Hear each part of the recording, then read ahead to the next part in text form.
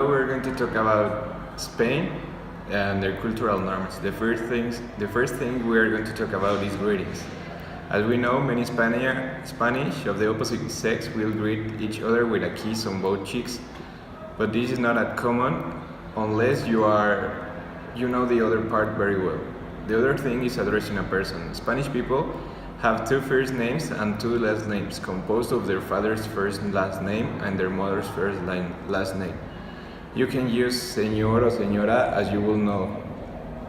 Business meetings. In the first meeting, Spaniards will want to become acquainted with you before proceeding with business. So you should be accommodating and answer any questions about your background and family life.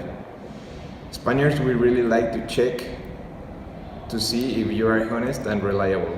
The other thing are business meals. If you want to discuss business at lunch, you should mention this is in advance so the Spanish counterpart is ready to discuss the issue with you. Meal times in Spain are very generally considered the time to relax and enjoy oneself, rather than close deals. Conversation. The Spanish are great conversationalists. This is how they spend their free time and ask them about their children or family. Few subjects are taboo.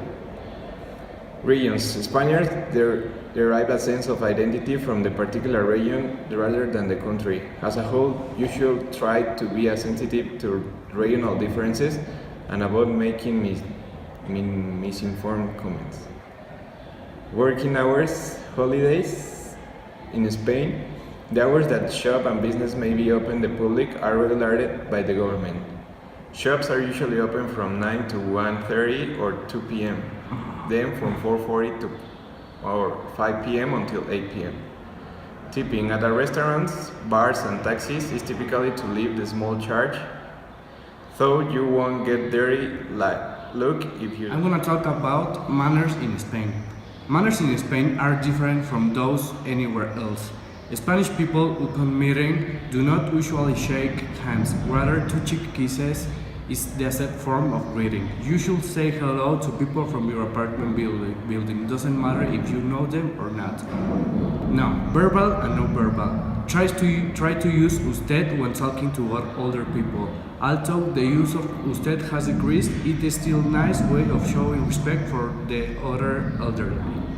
Saying please and thank you also has less value. That doesn't mean that the Spanish are rude. Now, business etiquette. The way business is conducted in Spain is more relaxed compared to the Western European nations.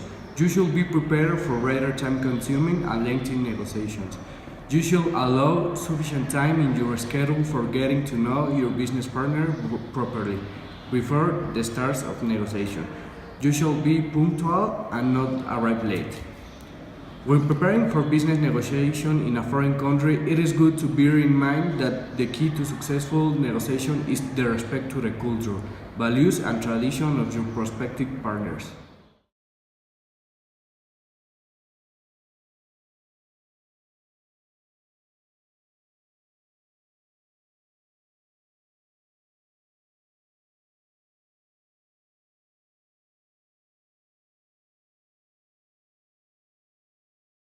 About Hofsted description. Power distance. Spain's score in this dimension is 57. That means that it's a high score, which means that Spain has a hierarchical society. Now, about the individualism. Spain's scores is 42 on this dimension, and this is a country where the key word is consensus. So, polarization is not well considered or excessive competitiveness appreciated.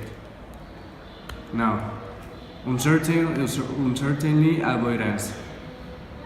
If there's a dimension that defines Spain very clear, is this, as is reflected as a high score of 86. About long-term orientation, despite an intermediate score of 48, Spain is not a normative country. About the indulgence, with a low score of 44, Spain is not an indulgent society. Societies with a low score in this dimension have a tendency to cynicism and pessimism. Now, about the Hofsted comparison with Mexico, power distance. Mexico has 87 of a score. That means that Mexico is even a more hierarchical country than Spain is. About the individualism, as I said, Spain is a collectivism country, and Mexico is a more individualist with a score of 30. About masculinity, Mexico has 69 here. That puts us that is a sexist country compared with Spain. Uncertainty avoidance, Spain has 86 and Mexico has 82. That says that both countries are worried or not about what could happen in the future with their countries. Outlook long-term orientation. This dimension describes how every society has to maintain some links with its own past, with dealing with the challenge of the present and future. Spanish has more punctuation than Mexico. And for ending this indulgence, Mexico has even more the toll of Spain. That means that Mexico people try to control their desires, and it pulls way more than Spain does. As a conclusion, we can conclude that Mexico has a culture that embraces and enjoys negotiation. From the schoolyard to the local markets to the executive bedrooms, negotiations are an important part of every life for Mexican citizens. Mexican business people are good negotiators and enjoy the process. So negotiations in the sense that they will question everything and spend a great deal of time trying to get you to accept their point of view or conditions. You should always come into the negotiation very well prepared. Know what you want to say and know what you want to achieve. Also, they need to know about your family. They are always interested about your family. And negotiations in Mexico will be compared to the first round. We can compare a negotiation to a first round of a sporting event.